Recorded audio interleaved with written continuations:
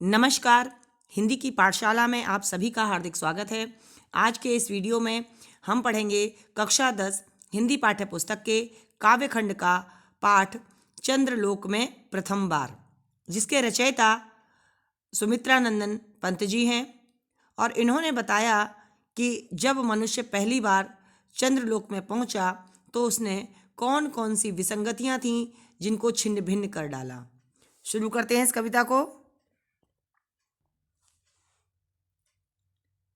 चंद्रलोक में प्रथम बार मानव ने किया पदार्पण, छिन्न हुए लो देश काल के दुर्जय बाधा बंधन।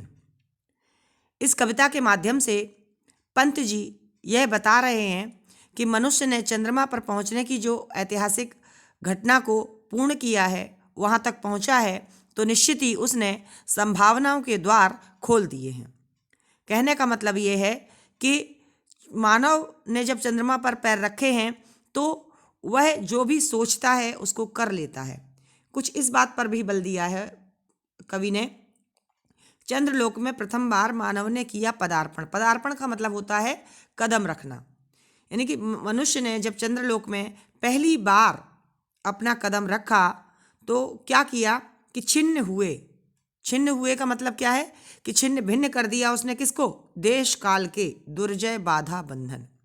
दुर्जय, दुर्जय का मतलब क्या है? दुर्जय का मतलब है कि जो जीता नहीं जा सके। जय माने होता है जिसको आपने जीत लिया हो, और दुर उपसर्ग लगा दिया दुर्जय। दुर्जय मतलब जो जीते नहीं जा सकते थे, जिनमें बाधाएं थीं, बाधाओं के कारण लोग वहाँ नहीं पहुँच पाते थे, जिनमें बहुत सारे बंधन थे कि हम पृथ्वी लोक के हैं, हम किस प्रकार से किसी अन्य लोक में जाएंगे। तो ऐसे सभी देश के और काल के बंधनों को मनुष्य ने तोड़ दिया उसी समय जब उसने पहली बार चंद्र तल पर अपना पहला कदम रखा। आगे कहा उन्होंने, दिग्विजयी मनुसुत निश्चय यह महत ऐतिहासिक क्षण, भू विरोध हो शांत निकट आए सब देशों के जन। इसके माध्यम से कवि ने कहा कि जो मनुष्य है, मनुसुत, मनु के पुत्र जो है वो मानव है, अर्थात मनुष्य है, यानी हम लोग मनुष्यों की अर्थात मनु के पुत्रों की यह दिग्विजय। दिग्विजय का मतलब दिशाओं को जीत लेने वाली विजय है, दिग्विजय है। और निश्चित रूप से यह कोई साधारण बात नहीं है, यह एक महान ऐतिहासिक क्षण है, एक महत्वपूर्ण ऐतिहासिक क्षण है जो मनु के पुत्रों अर्थात मनुष्यों ने जीत लिया है। भू विरोध हो शांत निकट आए सब देशों के जन। इसके माध्यम से कवि कहना चाहते हैं कि जो मनुष्यों का पृथ्वी का विरोध है, पृथ्वी का विरोध, भू विरोध का मतलब क्या है कि देश काल सीमा में लगे रहते हैं, अलग अलग देशों के नाम रख दिए हैं और अलग अलग देशों के नाम कि तुम इस देश के निवासी हो, हम उस देश के निवासी हैं, आपस का जो एक दूसरे से विरोध करते हैं वह विरोध समाप्त करके एक दूसरों लोगों को, जन माने लोगों को, निकट आए, सभी देशों के लोगों को आपस में एक दूसरे से मिलजुल कर रहना चाहिए और ये सोचना चाहिए कि हम सभी एक परिवार की तरह हैं, आपस में कोई लड़ाई झगड़ा हमारा नहीं होना चाहिए। इस बारे में बात कर रहे हैं कौन? सुमित्रानंदन पंत जी। युग युग का पौराणिक स्वप्न हुआ मानव का संभव, समारंभ शुभ नए चंद्र युग का भू को दे गौरव।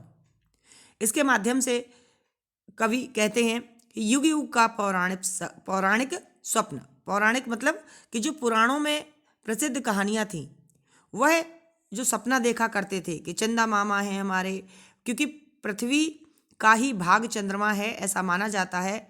समय के अनुसार वह पृथ्वी से अलग हो गया और एक अलग ग्रह बन गया। तो युगों युगों का ये जो पौराणिक स्वप्न था, किसका? मनुष्य का, कि मनुष्य चंद्रमा के पास जाना चाहता था, वह अब संभव कर दिया मनुष्यों ने। आगे कहा, समारंभ शुभ नए चंद्र युग का। अब ये चंद्रमा के संबंध में जो मनुष्य की कल्पनाएं थीं कि हम वहाँ पहुँचेंगे, वहाँ देखेंगे, सब मनुष्य यही कहते हैं आओ तुम्हें चांद पे ले जाएं, सब चांद पे ले जाना चाहते हैं।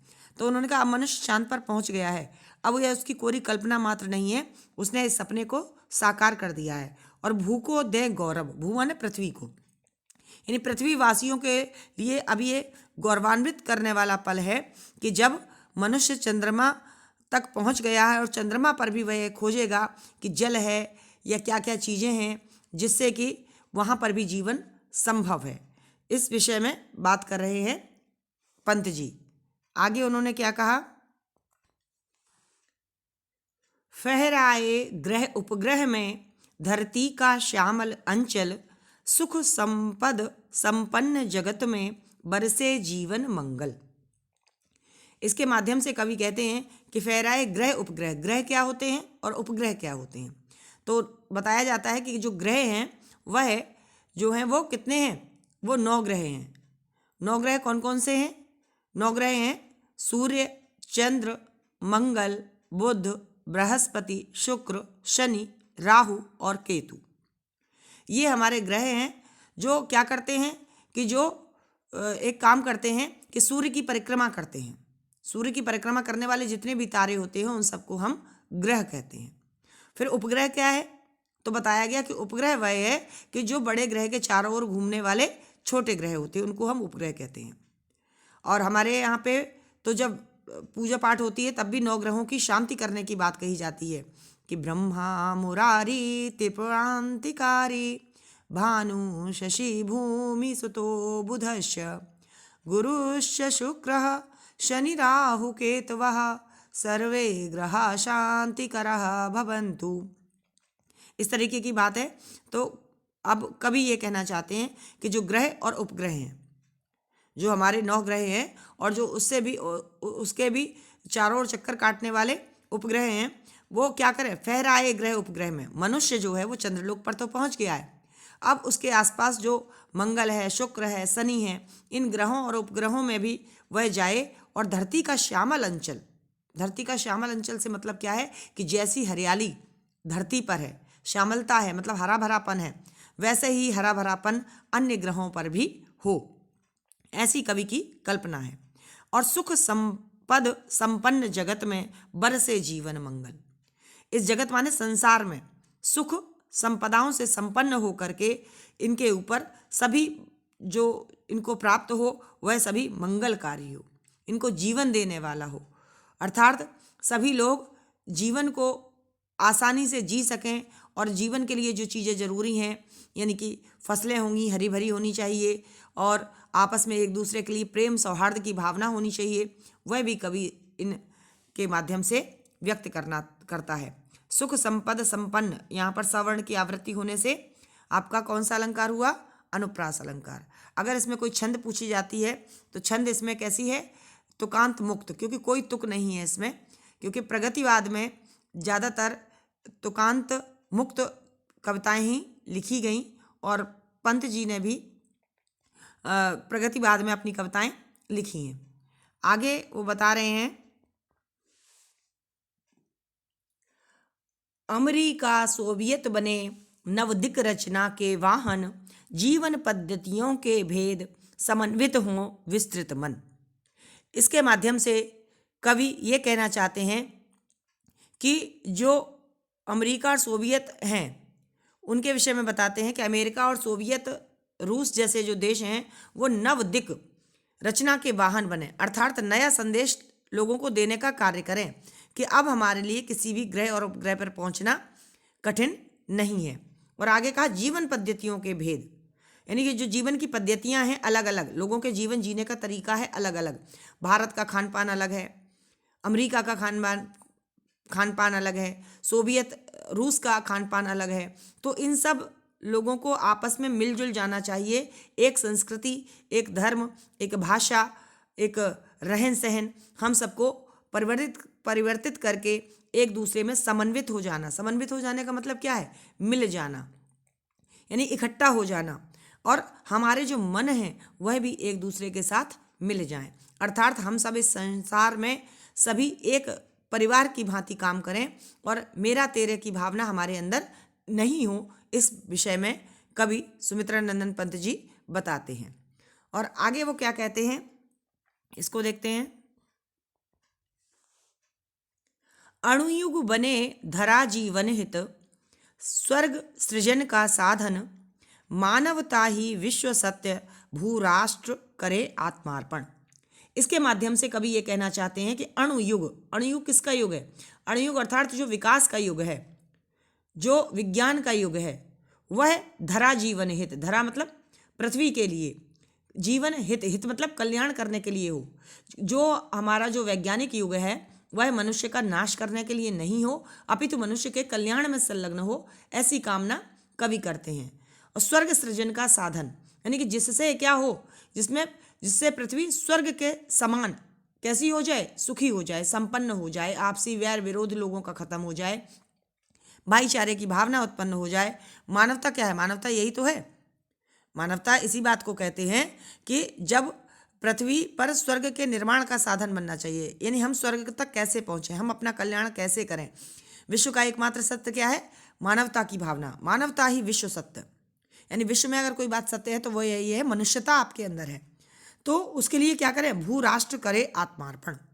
इस भू माने पृथ्वी को हम और राष्ट्र को क्या कर जाए? आत्मार्पण, यानी जो कुछ भी हमारे पास है, जो कुछ भी ज्ञान है, जो कुछ भी विज्ञान है, जो हम जानते हैं जिससे कि देश के लोगों का भला होने वाला है, उन सबको हम इस पृथ्वी को दे जाएं। आत्मार्पण मतलब अपना आत्मसमर्पण कर जाएं कि जो कुछ है अब जिएंगे और मरेंगे ए वतन तेरे लिए। तो वही कामना कवि की है कि सब कुछ हमें करना है, वह देश हित में करना है, समाज हित में करना है, मानव के हित में करना है। आगे कवि कहते हैं, धरा चंद्र की प्रीति परस्पर, जगत प्रसिद्ध पुरातन, हृदय सिंधु में उठता स्वर्गिक ज्वार देख चंद्रानन। इसके माध्यम से कहते हैं कि धरा और चंद्र, धरा मतलब पृथ्वी और चंद्र मतलब चंद्रमा, इनका जो प्रीति माने प्रेम जो है वो जगत प्रसिद्ध, जगत में प्रसिद्ध है। और कैसा है? पुरातन, पुरातन का मतलब होता है पुराना, यानी चंद्रमा और पृथ्वी का जो प्रेम है वो जगत में प्रसिद्ध है और बहुत पुराना है। ऐसी बात नहीं है कि वह अलग प्रेम है, क्योंकि चंद्रमा और पृथ्वी को, चंद्रमा जो है वो पृथ्वी का ही अंग है। जैसा कि मैंने आपको पहले भी बताया कि पृथ्वी से चंद्रमा अलग हो गया, तो वह एक दूसरे से अलग नहीं है, इनका प्रेम पुराना है, इस बात को कवि कहते हैं। और आगे उन्होंने कहा, इसीलिए क्या होता है? इसीलिए हृदय सिंधु में उठता, हृदय सिंधु किसका? पृथ्वी का। इसीलिए पृथ्वी के सागर रूपी हृदय में क्या होता है कि स्वर्गिक ज्वार देख चंद्रानन। चंद्रानन, आनंद माने होता है मुख और चंद्र माने चंद्रमा का। तो कहने का मतलब ये कि सागर रूपी हृदय में जब चंद्रमा के मुख को देखकर ज्वार उठा करता है, ज्वार उठा करता है मतलब जल की अधिकता हो जाती है, ज्वार उठा करता है। तात्पर्य यह है कि चंद्र विजय की सार्थकता तभी है जब वैज्ञानिक उपलब्धियों को मानव हित में लगाया जाता है। अर्थात कहने का तात्पर्य यह है कवि का कि चंद्रमा और पृथ्वी का कोई ना कोई तो नाता है। हम बचपन से ही एक कविता सुनते आते हैं कि चंदा मामा दूर के, पुए पकाए पूर के, क्योंकि पृथ्वी का ही अंश है, पृथ्वी का भाई माना जाता है चंद्रमा। और कहानियाँ हमने बहुत सारी सुनी हैं। और आप लोगों के समय में तो बच्चों आपने देखा होगा कि 23 अगस्त 2023 को चंद्रयान 3 पृथ्वी से चल कर के चंद्रमा ग्रह पर पहुंचा था और दक्षिणी ध्रुव में उसने अपना जो है पहला कदम रखा था। तो ये सब घटनाएं भी आपके लिए हैं। ऐसी बात नहीं है कि मनुष्य ने एक बार चंद्रमा के लोक में पहुंचकर शांति स्थापित कर ली हो, नहीं। मनुष्य लगातार कुछ न कुछ विज्ञान के माध्यम से अपनी पहचान अन्य ग्रहों नक्षत्रों में बना ही रहा है। अब तो आपके सामने सूर्य तक पहुंचने की बात भी हो गई, आदित्य भी आपने देखा होगा, आदित्य के विषय में भी बात इस वर्तमान समय में चल रही है। अर्थात इस कविता के माध्यम से कवि ये कहते हैं कि विज्ञान ने जो भी तरक्की की है वह मनुष्य के हित में होनी चाहिए। अब अगर बात करूं इस कविता के पूरे, जैसे आपसे कई बार काव्य सौंदर्य पूछा जाता है, तो पूरी कविता में जो भाषा है वो साहित्यिक खड़ी बोली है। शैली की बात करें तो कहीं कहीं भावात्मक शैली है। अब देखिए इस वाली में जो बात कही गई कि पृथ्वी और चंद्रमा का रिश्ता और प्रीति बहुत पुरानी है, तो यहाँ भावनाएं भी व्यक्त की जा रही हैं। रसों की बात की जाए तो रस यहाँ शांत है। शुरुआत में वीर रस था, जहाँ हमने पढ़ा था, चंद्रलोक में प्रथम बार मानव ने किया पदार्पण, छिन्न हुए लो देश काल के दुर्जय बाधा बंधन। वहाँ पर मनुष्य की वीरता दिखाई गई थी और उसने कठिन से कठिन कार्य को, असंभव को भी संभव कर दिया था, तो वहाँ हमारा वीर रस था। और अगर इसकी छंद पूछी जाएगी तो छंद कैसी है? तुकांत मुक्त, किसी भी प्रकार की तुकबंदी इन कविताओं में नहीं की है कवि ने। और कहने का तात्पर्य है कि इस कविता के माध्यम से हृदय सिंधु, जो अंतिम में आपने अभी देखा हृदय सिंधु और चंद्रानन, है ना, स्वर्गिक ज्वार देख चंद्रानन, तो हृदय सिंधु में आपका रूपक अलंकार है, यानी पृथ्वी के सागर रूपी हृदय में, ये अर्थ आ रहा है। प्रसिद्ध पुरातन पवर्ण की आवृत्ति, प्रीति परस्पर पवर्ण की आवृत्ति, तो अनुप्रास अलंकार और हमारा रूपक अलंकार। और कहीं कहीं पर एक शब्द की जब 2 बार आवृत्ति होती है तो वहाँ पर हमारा अलंकार होता है पुनरुक्ति प्रकाश। तो जब पूरी कविता हमने वहाँ पढ़ी थी तो वहाँ पर युग युग युग युग शब्द आया था, जिसमें पुनरुक्ति प्रकाश अलंकार था। आशा है आपको ये पाठ समझ में आया होगा। मिलेंगे नई वीडियो में, तब तक आप पढ़ते रहिए, अपना ख्याल रखिएगा, क्योंकि विद्या अभ्यासेन वर्धते, विद्या अभ्यास से बढ़ती है। एक दिन भी अगर हम अभ्यास छोड़ते हैं तो निश्चित ही हम विद्या प्राप्त करने में कहीं ना कहीं पीछे हट जाते हैं। इसलिए समय को बिना नष्ट किए आप लगातार पढ़ें और अपना बेहतर दें। नमस्कार।